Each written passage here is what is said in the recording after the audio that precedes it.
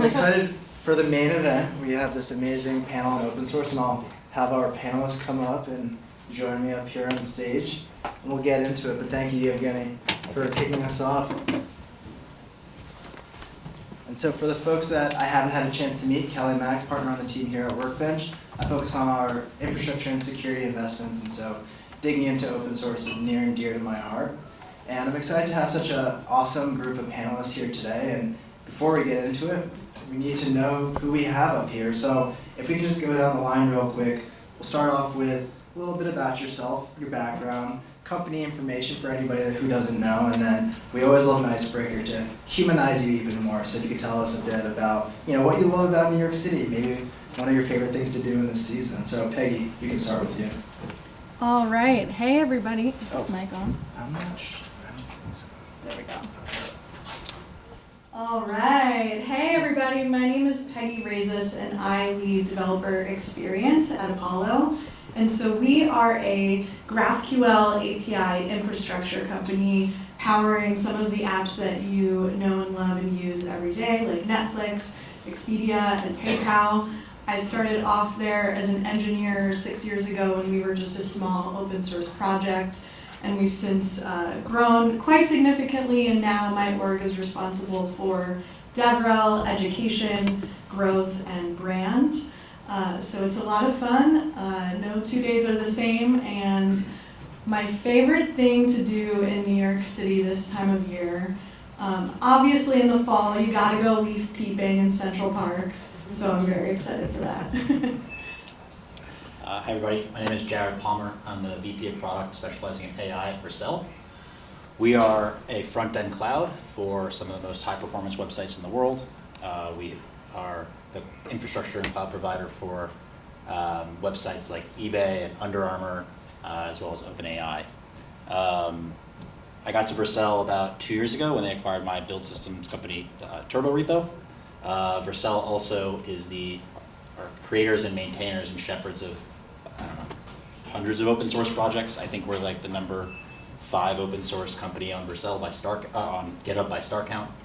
Our most popular framework is called Next.js, which powers many applications all over the world. And I transitioned from Turbo into running all of our open source projects about a year ago, and then most recently shifted into our AI efforts. Native New Yorker, so been around the block quite a bit as it relates to like the most fun thing to do in the city. Depends on what age you want to ask that question to, but most recently, I too actually like taking walks in the park. So that's my go-to these days. All right, is there another park other than Central Park? Well, I don't know if you were native New Yorkers that grew up in New York, but I don't know. You ever did a birthday party at Mars 2112 when you were in high school? It was pretty awesome. Or Laser Park, also a good time. That sounds That's like a deep cut, very small audience there, but yeah. I have no idea what those places It's okay, are. it's okay. Hey everyone, my name is Doug Hanna. Until about 2 weeks ago, I was the COO of Grafana. I just transitioned to an advisor role after 4 years at the company. So anything I tell you is still pretty recent and still pretty timely. I joined Grafana when it was about 70 people. We're about 1,300 now, so it's been a lot of growth in the last 4 years. And I ran the whole business side, so sales, marketing, all of our post-sales functions as well. So excited to participate in this panel. And only moved to New York about 2 years ago. It's definitely not a native. And I'm going to plug my favorite sushi restaurant nearby. It's a place called Sushi Kai, K-A-I. You should go. They have a West Village and an East Village location. Tell them I sent you. We go there like once a week, and I'm on a texting basis with the owner, and it's so good. All right, we will, take note of that. Influencer discount too, I see. Yeah. Right? Awesome. So with that, open source is foundational to all of your companies. To start, would love to hear from the day you joined to now, how have you seen that evolution of the open source strategy for your companies? And up to whoever wants to jump in first, but I guess Peggy, since you're next, I can ask. Yeah, why not? I'll jump in. Happy to jump in. So open source is so core to everything that we do. Like, we literally would not exist without the open source GraphQL and Apollo communities surrounding our tools, like Apollo Client and Apollo Server. So that is something that has been with us from day one and will continue to be with us forever. I think we maintain dozens of open source projects, contribute to dozens more, and so that's always been a constant for us. But I think one thing that's really changed is the type of developers that's made up of our open source communities. In the beginning, it was really all about kind of the front end and the full stack developers adopting GraphQL because they were the ones seeing the real benefit. But what we've seen, especially as we've kind of grown into the enterprise, is actually GraphQL is becoming more and more useful for API and platform engineers adopting our API gateway. So it's more just like widening our aperture and including more types of developers, more types of engineers, even API architects and leaders as well into our open source communities. Sure, I'll jump in. I think Vercel is interesting in that it has multiple open source projects that are extremely successful. So the most successful one is technically React, of which the core contributors work at Vercel. We also, Next.js is our bread and butter, of course, too. And I'm biased because I built it, but Turbo Repo is also gaining popularity. We have others as well, Svelte included. So we've got projects at different maturities that all revolve around this web ecosystem. And so that positions Vercel as like the arbiters of the web. We kind of like to think ourselves as the champions of the web, or the web's SDK. And the SDK is open source, and it's foundational to our business and our product and our brand, that we are active in our communities, that we go to events like this, that we hold our own events. But depending on the project, the word aperture is relevant. The scope of the target audience does change. And of course, on the project itself, it differs too. So for example, something like Turbo Repo, which is a build system, much like Bazel or Buck, is really going to be targeted at that web infra lead. That's really that DX team. And while Next.js maybe just targeted at, of course, the web infra lead too will make that architecture decision, but also just to the day-to-day SWE, working on a full stack application. And of course, Vercel itself as a platform is going to be relevant to both of those individuals. So that's how we sort of see it. And again, it does, the size, age, maturity of a project is relevant here. So I don't think we have a one-size-fits-all solution. So I have a slightly different take. So obviously Grafana is best known for the visualization platform, which was very nicely demoed before. Thank you. No, I'll give you the $20 later. And that's still our biggest project, and we have a bunch of other projects. But as over the last couple of years, I would say we've kind of ebbed and flowed between value creation and value capture. And value creation is really about providing high quality open source projects to the community, not necessarily expecting anything back. And then value capture is about how do we monetize some of those. Like ultimately, we're a venture-backed business, we have shareholders, we have a lot of people that want the company to be financially successful as well. So, and that hasn't just been like linear, oh, as we get bigger, we're more focused on value capture, or if we've gotten like extra open source zealousy. It's kind of ebbed and flowed as the company has, and talking to a lot of companies that are kind of growing in their open source journey too, like I think that's very natural, and that you'll have like, whether it's on a per project basis or based on where the company's at or the market's at, you'll probably ebb and flow between those two. Thank you. And so with developers as a driving life force, as your customers, I would imagine that making sure that you can get their attention, making sure that you can get their adoption is key, right? And so it's much more than just build it and they will come. And I would love to hear from all of you around certain tactics that you've seen really resonate around that attention and adoption to get developers on board. We can start with Doug. Sure, I'm happy to start. I consistently think that the best way to get the attention is to publish like high quality projects and really good software. Like I think you can have amazing developer marketing, developer relations, events, blah blah blah. But if the software fundamentally isn't very good, like I don't think that's going to do anything. We were really, I'd say, behind the 8 ball in how we did a lot of the kind of non-software pieces of it for many years, and probably have only recently started getting pretty serious about it. But we found that like by engaging with the community through GitHub issues and Slack, like kind of the basics, and then just really focusing on, hey, we have a team of 200 people that work on open source software all the time with no like commercial goals. Like we're producing high software, and word gets around when you do that. Because developers hate being marketed to. We even call it something different. We don't even call it developer marketing, we call it developer relations. Yeah. So, yeah, I mean, first and foremost, I think I see this as you gotta make an awesome product. That's the thing. And then after that, I think the trick, if there is one, is to be wildly authentic and share your journey with your community. So I'll give an example of a recent one. Turbo has been going through a Rust rewrite. So we've actually been not shipping as much recently. But what have we done instead? We've shipped a bunch of blog posts about the transition to Rust and rewriting to Rust and what that's been like and all the techniques that we've gone through. And we've been very authentic with our community about like, yeah, we're slowing down because we're doing this rewrite. It's going to be very important to the long-term success of the project. Come with us. Here's how we're thinking about it. And these aren't like marketing blog posts. These are like deep technical blog posts about the journey that we've been on. And that's the kind of tactic or tactical or strategic approach that I think works the best.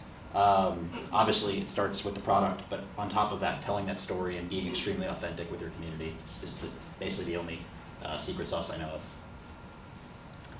I have maybe a slightly different take. Maybe it's because I'm biased. I come from the DevRel world, but you could build the best product in the world, but if developers don't know how to use it, if your documentation isn't up to date, high quality, you don't have a really simple, delightful hello world, great tutorials, they're never going to be able to use it. And so I think one thing that's really been core to our success at Apollo is just this relentless focus on developer education. And I think we saw like a real opportunity because GraphQL is just a spec, right? It doesn't actually tell you how to implement it in a real world application. It doesn't, the docs don't teach you about performance or security or caching or even how to build a GraphQL server. You kind of have to go hunting for that information on your own through various open source projects. And so what we did in the early days was really teach developers how to use GraphQL in production. And so we focused on our docs, we wrote a lot of blog posts, built up a pretty big like content moat. We released our learning platform, Odyssey, with these like really high quality video tutorials, like interactive code challenges, and developers love it. Like those two alone account for 25% of our signups. The developers who sign up through those flows onboard at a rate twice the average of our other channels. And so not only is our focus on education something that's gained a lot of developer trust, but it's also resulted in really great business outcomes for us too. So you brought up signups, you brought up stars earlier. I know this is actually not one of the questions that I put in the script, so sorry for changing it up on you guys. But one of the things that came up to my mind is, now as mature open source companies, what are some of those North Star metrics that you're tracking for your team to say, open source wise, we're doing a good job? I'd love to hear if there's any particular North Star metrics you can share. Sure. We've been really focused on adoption. And so most of our software has some level of phone home. Some people turn it off, but at least basics. And we're looking at adoption. And we've changed from instances, which was our previous one, to now we're looking more at users, because a lot of people have an instance that maybe they turned on one time and they never use. Users is a little bit more reflective of like the actual value. So that's what we're focusing on. One other topic we have time we should talk about is licensing. Like your comment around authenticity and communication. I feel like licensing is where people trip up there, and it matters a lot, I think, for not only adoption, but also how you commercialize at some point down the road. Not to hijack the panel, sorry. Oh, no. That's a great idea. Definitely want to hear about that. For us, so I'll start with Next.js. So my biggest point of advice before you start is you need data. And if you're just talking about like stars, it's not high fidelity. Download count on NPM, also not a good metric. I mean, it's directionally important, sure, nice vanity, may get you your seed round. But Not anymore. at the end of the, maybe not, yeah, it's ZERP seed round. But so I would encourage you, if you can, to build telemetry into your open source project and allow your users to turn it off if they don't want to. That's just gonna give you way more information about what the hell is going on. The main metric that we look at for Next.js is the active users. We know this because we know when you write Next Dev and you start working locally, and you do that a couple times a week, you're an active user. We also know how many builds are going on in Next.js and on what platforms, and so we have a whole breadth and what our most popular packages are in our community, and so who we should reach out to. Like all these things come through our telemetry system, which is really, really important to us. It's completely opt-in for what it's worth, but it is very helpful to us in making product decisions and acting as a key KPI for the team. Yeah, similar story here. We built telemetry into our CLI rover so we can see how many times people are pushing their graphs or running the dev commands, and that's kind of the main, I guess, highest fidelity active users metric we have, because NPM downloads don't tell you anything. Yeah. Awesome. So you're building in the open, you're popular, people love you, some people used to love you, give you a lot of feedback. So how do you think about prioritizing and incorporating that feedback as an open source company? And are there any examples that you can share around how that led to a significant, inflection point for your companies? Sure. Let's ask the sales guy about prioritizing open source feedback. My answer is if you buy the software, we'll prioritize it for you. But more authentically than that, like we definitely will monitor like what issues people are commenting on. There's of course like the issue that has 1,000 comments and has been open for 5 years that we have not addressed for whatever reason. But we're looking at issues, we're talking to users, we're talking to our paying customers who obviously also use the open source, and they have more of a direct line into product managers and folks like that. But there's not a scientific process, at least for us. It's really thinking about like the effort times like potential impact, and then like some version of top-down strategy of like, oh, at Grafana 11 we want to focus on these things, and obviously that's informed by a lot of different sources, but definitely believers in the like, was it the Henry Ford, like if I asked them what they wanted, they would have said a faster horse. So we try to have some version of, well, we think this is where the space is going, and this is like what we think the important evolution of the product is. So at Vercel, we, whatever the term you want to use, we drink our own champagne, eat our own dog food. We're the #1 users of Next.js and Turbo and all our other frameworks. So we are deeply involved in the feedback process ourselves. We have enough engineers now at the company where our open source teams work as frameworks in service to the product engineers. So we have a very tight feedback loop just within the company alone. And some of our best innovations come from within, because we are a developer-first company, building developer tools, and we know about developers. That being said, we also obviously look at GitHub issues. We have Slack channels with our customers. We're constantly talking to our customers. We use Common Room and Orbit and other systems and Discord as well for support in our community to actively engage with basically anyone. We have this meme at Vercel, know your customer, KYC, and dig deep, which is like sort of just roll up your sleeves. And we treat feedback as a gift, and we are relentless in its pursuit. And that's like goes all the way to the top from our CEO Guillermo, who is, it's actually incredible. Who, like, he does not care who you are. You could be somebody's grandma says something negative about Next.js or Vercel, and he will send them a DM and get them onto a Zoom and listen. And so I think that's been our key success. Yeah, I would say we are so heavily invested in user feedback. Jared mentioned a community CMS like Common Room or Orbit. We use them both at Apollo. They are so helpful because there are so many different channels where developers hang out, right? They're on GitHub, they're on Twitter, LinkedIn, YouTube, Discord, and you're never going to keep track of it all unless it's going somewhere. Those systems also have kind of like Clearbit integrated, so you can actually see, okay, who are these developers giving us this feedback? You can kind of slice and dice, filter by like your ICP to kind of prioritize issues accordingly, and that's been really helpful for us. But I think, transparency has just always been really key for us. Like, letting developers know, hey, like we can't get to this right now, but your feedback is heard. I think that means so much. You're never going to be able to address every piece of user feedback, especially when you have hundreds of thousands of developers using your software, but just making them feel heard, letting them know that their feedback is noted, and thanking them for that gift is so, so important. Awesome. So switching gears now to going from an open source project to then, your business, you have to make money. I imagine many of you on stage started with a company pre-revenue, and you had to then start unlocking that revenue. So we'd love to hear what tactics can you share on taking an open source project and shifting that to something commercial, something enterprise.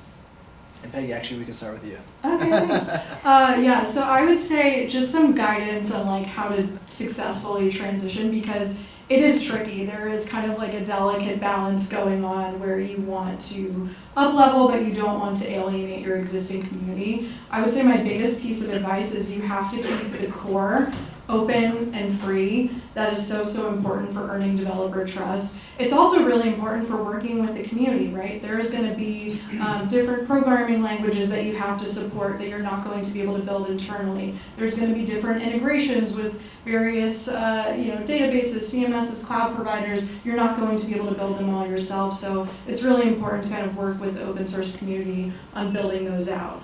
And then as for kind of what you build an enterprise business around and what you charge for, really listen to your users and what they need at large enterprise companies. So things like advanced security features, governance, SSO, audit logs, that's kind of what you charge for at the end of the day. And you always kind of want to give more than you take and be very generous with like keeping the core and those features that developers, your average solo developer uses or is going to kind of build a POC with, keep those features free and easy to test. So I have a couple thoughts on this. Vercel actually isn't an the platform is not open source. We have a ton of open source projects that are owned and operated by us, but our actual commercial product is not open source. We are the home of, we are a web hosting company that is offering cloud infrastructure, and we support 35 plus open source web frameworks. So we never had this, and if you took away Next.js and deleted it off the face of the earth, Vercel would still be a profitable business. So it's somewhat different than a direct monetization of an open core, open source project with some sort of enterprise tier. There is no enterprise Next.js, enterprise Turbo. Those aren't things. That being said, though, if you are going down that path, that is certainly very challenging for a lot of the reasons that you sort of described. You have this friction between delivering value and commercialization. Sure, licensing is one technique. I think the other thing to just also talk about briefly is what your expectations are for success. So if you were doing a venture-backed open core model type of project, you may have to do a lot of different things than you would if you were just trying to run a consultancy with a licensing business that's going mostly to big banks and financial institutions. There's just different outcomes here. I know this because Turbo, its competitor NX, was a consultancy that has now flipped into a venture-backed company, and Turbo was always trying to go venture-backed. So again, knowing what you're trying to do is very important. Obviously, being super respectful to your community and not having them feel like rug pulled or anything like that is essential. But also, I know it's just challenging to do a direct monetization of an open source project. It's much easier, in my opinion, to have a satellite service that is obviously commercializable. Those can be within security, observability. Those are the obvious ones usually, or even hosting. But again, it's super challenging if you're anchored with a free open source alternative to yourself. And you've seen evidence of this. HashiCorp just relicensed, Mongo relicensed. Again, to make that differentiation set in stone. Obviously, there's a lot of mixed feelings about that. I'm sure I'm very interested in Grafana's take, in the Grafana take on licensing, but there's just a bunch to consider when trying to do this monetization. And to what Peggy said, staying authentic and true and transparent, I think, is the most important thing. I look forward to the licensing discussion. Could do a whole hour on that, and it's honestly a question that comes up a lot when I chat with entrepreneurs in the space.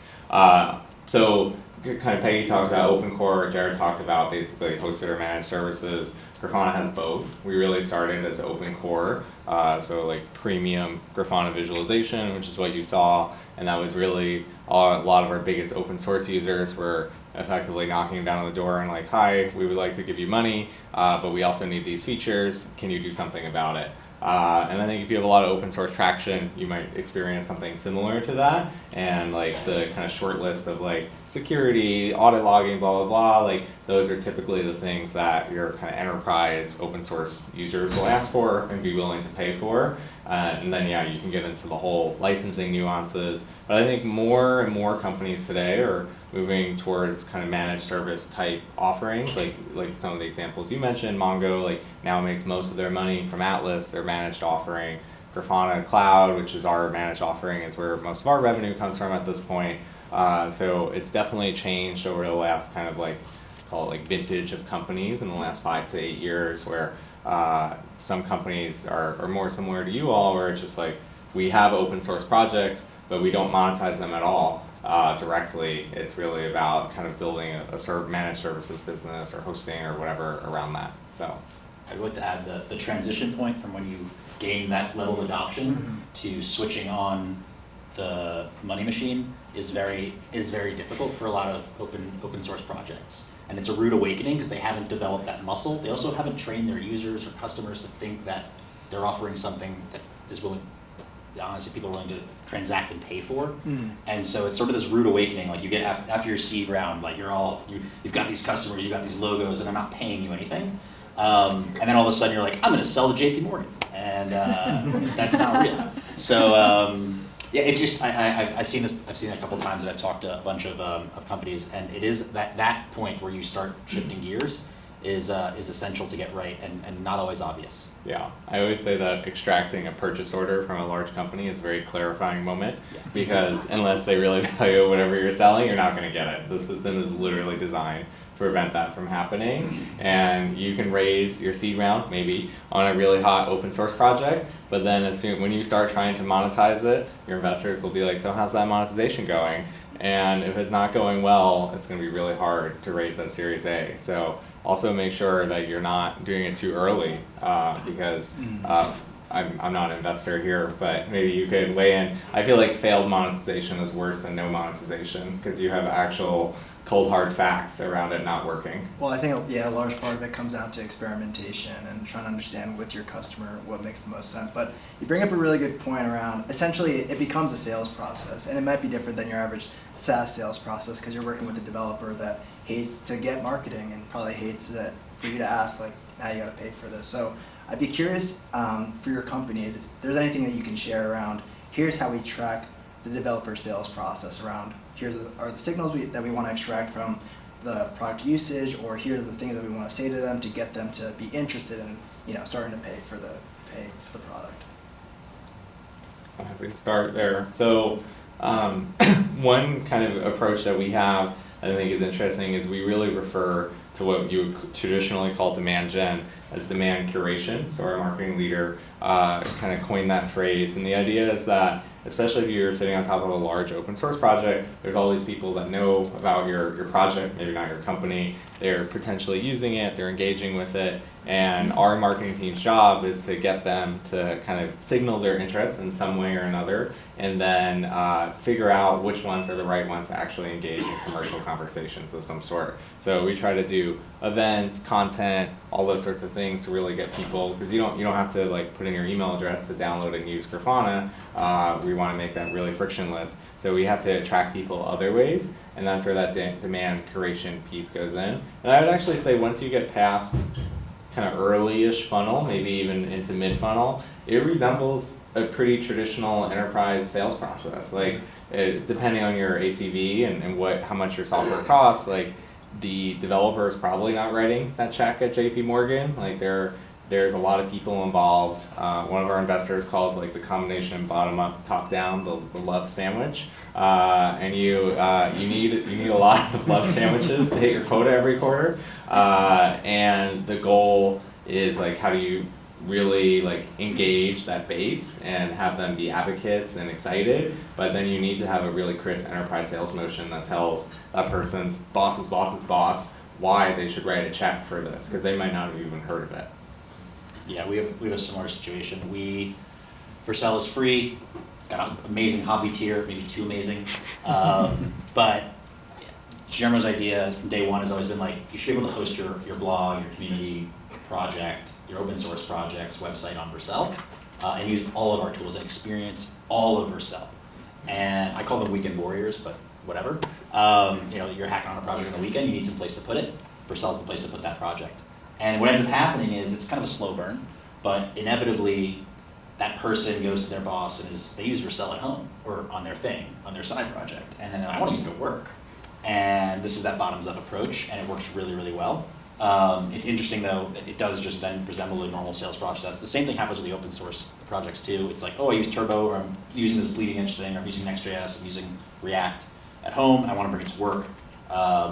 And that's been the bottoms up approach there too. And we also have our enterprise sales team, but because now that our open source projects are maturing, they're not as bleeding edge. I mean, we think they are, obviously the stuff that they do and the features, but they are so popular now that they are being used at the highest level in the world. The example I like to give is ChatGPT is built with Next.js. So the most popular product of all time is built with Next.js. We're very proud of that. And so that kicked off the OpenAI sales conversation. And so I think that's sort of the culmination of all this hard work and effort of, like, the ultimate bottoms-up approach in our minds. Oh, I was just going to add a nuance based on that.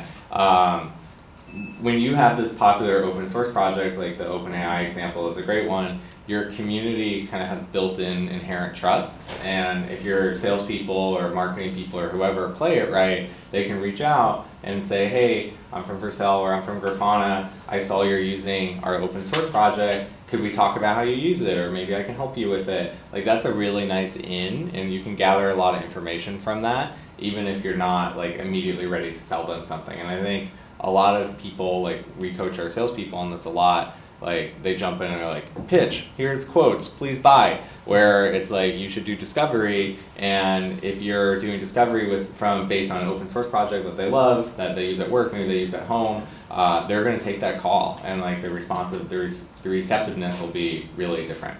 So definitely recommend that. Sorry for cutting you off there. Oh, it's all good. I want to go back, Jared, to what you said about, like, letting them experience the full product. One of the things that we shipped earlier this year was our enterprise trial, which has been really interesting for us. So a developer can sign up and get access to our full enterprise product for 28 days, and that's been a really, really great signal. What's interesting is you can't really adopt it self-service. There's just, like, too much kind of nuance in setting it up and the CI/CD and deploying the router in your own environment, so you kind of need help doing it. And so then kind of sales can go in and take a more consultative approach, and that's been a really great early kind of signal for us. Otherwise, like, the other thing that we look at is just kind of usage and whether or not they're ready to federate. If we see companies using our product with multiple GraphQL APIs connecting to multiple clients, they're starting to federate, that's a good signal that they're ready to expand GraphQL worldwide and would get value out of an enterprise contract. But sometimes they're pre-production, right? And they're just taking some federation courses on our learning platform. And so taking a more kind of long-term relationship-based approach to the sale can be effective in those situations. One more thing on that. We have a similar sort of moment in the life cycle of a customer. We actually stopped doing this, but you can tell when somebody's ready for enterprise based on the number of projects and websites and the amount of traffic they have, number of team members on a given account. But very recently, we just are no longer focusing on the pro to enterprise conversion. It's just not a thing we care about anymore. What we're more interested now in is building a platform that can serve the largest organizations and systems on the world in the world, and like the people will move from pro to enterprise when they need to. And so adjusting our strike zone has been a big important factor here, and not necessarily focusing on, of course, you can cannibalize your pro tier to your enterprise tier, that works. But building a system that can support the biggest systems, if you're going for these multi-million-dollar contracts, in this situation it is you can actually build them and they will come if you can support the workload. And that's something that we've shifted on in the past, I don't know, 2 years or so, from I think is, I guess, a sign of our maturity, which wasn't necessarily obvious at first. Got it. So does that necessitate a resource change, let's say, like even on the go-to-market team, specifically enterprise reps rather than mid-market, or? Yeah, so we also have a new strategics team, which is specialized in these like high performance or high traffic sites that, you know, these big tier 1 tech companies, and they have a separate go-to-market motion, much more white glove, whether it's onboarding, success. All of these teams are very focused on delivering like the ultimate experience. That's even, again, more white glove than what our mid-market would be. And I think our sales materials are also quite different too, and we kind of think of them as more of partners rather than customers, if that makes sense. Got it. So actually, to your comment also earlier around tools that you use to manage a community, does sales get, you know, visibility into something like Orb and Community, or is that more just a DevRel tool? Yeah, so we actually give our salespeople full access to the tool, and so I know a lot of other companies using Orbit and Common Room don't do that, but I think what we would rather do is give them access to the tool and teach them how to use it, and teach them how to use it effectively instead of, you know, spamming every developer in the world, right? Like we, you know, are able to kind of filter by ICP and have kind of thresholds based on activity. We're able to surface that data to them, and then they're able to craft a more compelling, you know, email or pitch that meets the users where they are. So yeah, we give them full access to everything. We just do a lot of internal enablement on how to use the data responsibly. Awesome. So I am getting the note to start wrapping this up, because, well, this is an awesome conversation. I did want to open it up to questions in the audience. If there's any, you know, one or two, or, you know, any questions from the audience. Yevgeny. Yeah, all right. So I know you like chatted a bit about like licensing and open core. So like, what's your take on like let's say BSL with AGPL with open core? I guess like that's the latest trends, right, in monetization and kind of yeah. So. I'm happy to start. This is going to get really nerdy for folks, so I'll try to educate along the way. There's like a spectrum of openness of licenses and permissiveness of licenses. Grafana was previously Apache, which is kind of probably on one end of the spectrum. And then like before us, Mongo created this license called SSPL, which is more restrictive. Elastic did something similar. HashiCorp just changed their license. So you tend to see as companies get larger, they're changing their licenses. I'd say for a while it was in a kind of an offensive/defensive move against the big cloud providers. Elastic kind of famously lost a big battle with Amazon, and Amazon has Amazon Elastic now, which is a bigger business than Elastic the company, using their technology. So Mongo saw that and was like, shit, we don't want to do that. So they came up with SSPL, and I think it worked out pretty well for them. So Grafana, like, we were thinking about this, we were thinking about how we were going to evolve. We considered SSPL. We ultimately went with AGPL, and AGPL is OSI approved. OSI is this group of open source technocrats that are like, we think this license is open source. They approved of AGPL, so we felt like it had some credibility, and we were able to really, to one of your points earlier, like authentically be like, this is where we're at, this is why we're doing it, this is how it will affect you. Of course, some people on Hacker News were pissed off. Like, this is, if you do a license change and no one's pissed off, you probably didn't do a big enough license change. But like, for the most part, like, it was fine. We didn't see any notable changes in adoption or contributions or anything like that. So we think we threaded the needle. This was over 2 years ago at this point, but it's something, and now all of our future projects are default AGPL, and that's how we've approached it. So that was kind of the mix between value creation and value capture for us. But I think every company needs to approach it differently depending on your users and your community and your business. And I think the main thing that happens that I've seen companies mess up, and that when we were studying this we were very clear about, is that like the PR, lawyer, etc. apparatus like puts out a bunch of like generic marketing shit, and the developers see right through that and they're like, this is horrible and I don't trust you anymore. So we were really clear that like the CEO wrote it, and basically like marketing and legal were like, we have edits, and he's like, I don't care. He's like, we need to, it's like the CEO and CTO are like, we need to communicate this to the community authentically. And that was, I think it helped a lot, because even if the substance of the other changes I think was good with some of the other companies, they did a poor job at communicating it. Insightful. I think if you have a choice, don't even get into it. Like, build a system that you don't need to be in this license debate. It's much, I don't know, I think it's a nicer move. It's an easier path if you have a separate product that is commercialized, that is not your open source project. Because you're never going to have that. You don't need to relicense it. Next.js is MIT. You don't care. It's awesome. It probably should have not been MIT. It probably should have been something a little bit more protective, but whatever. That's cool. Turbo actually started closed source and was just an end-to-end system. And then we open sourced it after it was acquired. But again, it wasn't going to be the core product. Turbo had a way to monetize using remote caching and remote execution, which is like a way for basically you to take your builds and kind of make them multiplayer and speed them up. So there was an angle of acceleration that was a satellite system, again opt-in, but had nothing to do with the core CLI. It was a sort of accelerant service to that.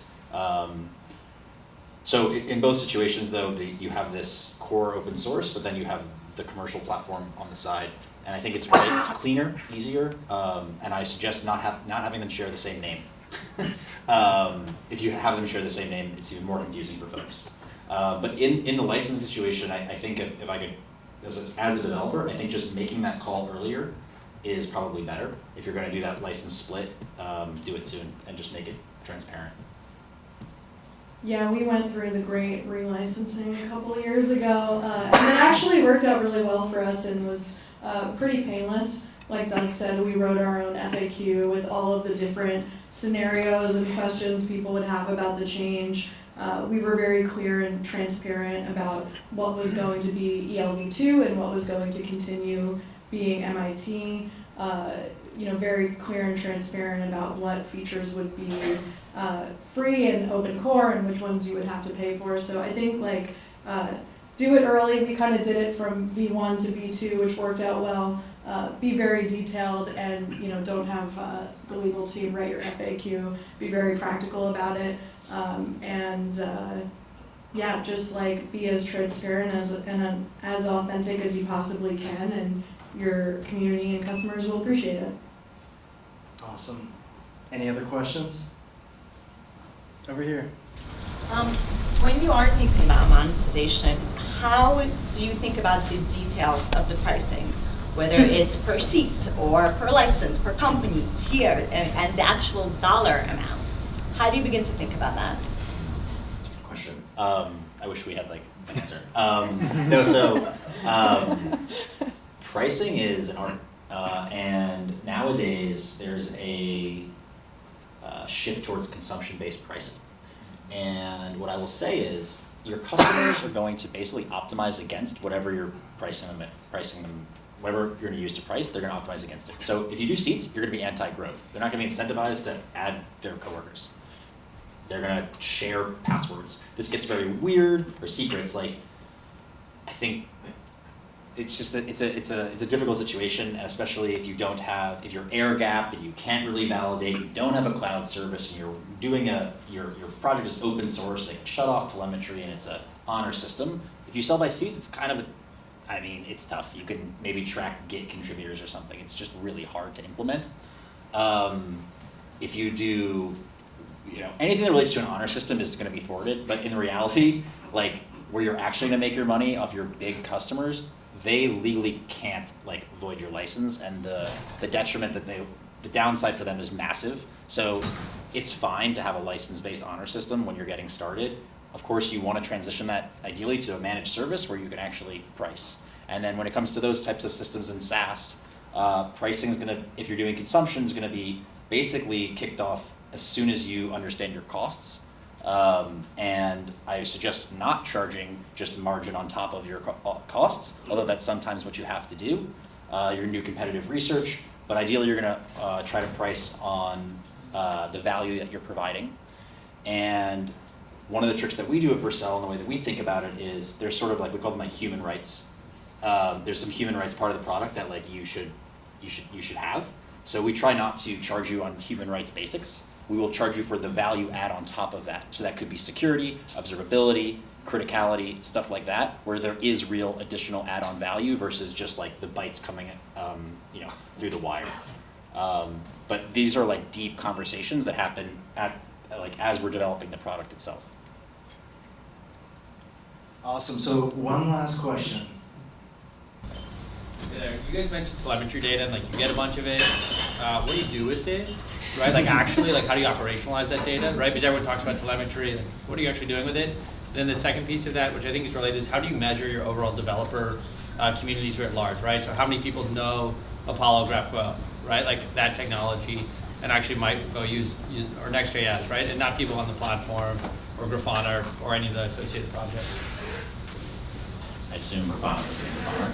We do. So we built this thing on Grafana that aggregates a bunch of data, some from Common Room, some from our proprietary tool, Salesforce, and into like the central tool. And we unleash like all of our customer-facing people in this tool, and we ask them to like leverage that. We've gone from, well, now the data is in too many places, now there's too much data in this one place. It's like this age-old thing around trying to make data useful, which we should know a lot about, but we suffer from as well. So we try to make it central, and we try to give people access enablement to that. But I actually put like in our prep notes, there's like, oh, what would be one thing you could do differently or trying to do differently? And for us, it's how do we really capture that data and then make it useful to the teams that need it? It's a really difficult challenge, and it's not something that we've solved. And I think if I could wave a magic wand, it would be quite helpful for us. But we're iterating on it basically. We have many telemetry systems that evolved. Next.js had its own. It used to go to QuickSight, Kinesis, that whole thing, and Glue. But we've now transitioned to we use a lot of ClickHouse. Usually through Tinybird and Kafka streams that end up in Snowflake at some point, and then we use preset to visualize all those. And we have a data team that will help any of our product teams with that visualization and build dashboards as well as their ops teams and stuff. And then we report very, very religiously into Slack so that everybody can see where things are. Yeah, we call them nummies instead of numbers. It's kind of funny. Yeah, we're very into nummies at Vercel. So it's critical to our development cycle. Awesome. Well, thank you so much, Peggy, Jared, Doug. Amazing conversation, and thank you for the questions. And with that, we'll end it for today. I'm going to pass it over to Jess real quick to close it out. I get a huge round of applause. That was so awesome. I really appreciate how all three of you kept it super real, and I think, again, that's just the only way that all of us, especially in the New York ecosystem, can grow and learn. So huge thanks. Our last New York Enterprise Tech Meetup of the year is November 14th. We'll be right here again. I'm actually going to be doing a fireside chat with David Politis, who's the former CEO of Better Cloud. He's learned so much. He actually wrote like a 20-page document of all the shit he's learned over 20 years. So hopefully that will also feel like therapy. And so that's going to go out, I think, tomorrow. So be sure to sign up. And hopefully you guys all got some great takeaways from tonight. And one last round of applause for our panelists. And we have 1 hour, still some drinks in the back. feedback. I know lots to talk about, lots to network on. We have 1 hour before Microsoft so graciously kind of exits us. So please network, please meet, and thank you so much for being with us.